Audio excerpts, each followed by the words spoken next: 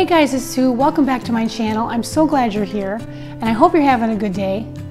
Today we're going to be making buffalo wings, cauliflower buffalo wings. These are so good. You see them in the restaurants, everybody loves them, and I'm going to show you how to make these at home so easily. We're going to make a buffalo sauce, 2-ingredient buffalo sauce, but we're also going to be making a sweet chili sauce. It's so yummy with these wings.